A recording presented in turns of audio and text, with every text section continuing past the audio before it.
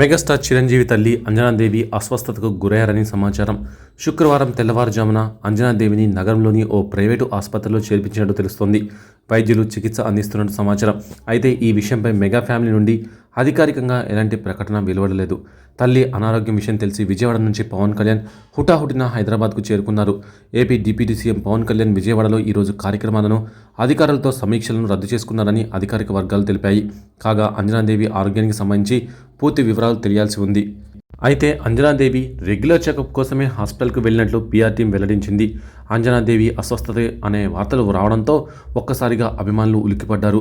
ఇప్పుడు ఆమె కేవలం రెగ్యులర్ చెకప్ కోసమే హాస్పిటల్కు వెళ్లారు అని తెలిసి ఊపిరి పీల్చుకున్నారు మెగా ఫ్యాన్స్. ఇక కొణిదెల అంజనాదేవికి 5గురు సంతానం. వారే చిరంజీవి, నాగబాబు, పవన్ కళ్యాణ్, విజయలక్ష్మి, మాధవి. కాగా ఇటీవల మెగాస్టార్ చిరంజీవి తన తల్లి అంజనాదేవి పుట్టినరోజును కుటుంబ సభ్యుల సమక్షంలో అట్టహాసంగా నిర్వహించారు. ఇందుకు సంబంధించిన వీడియో కూడా షేర్ చేశారు.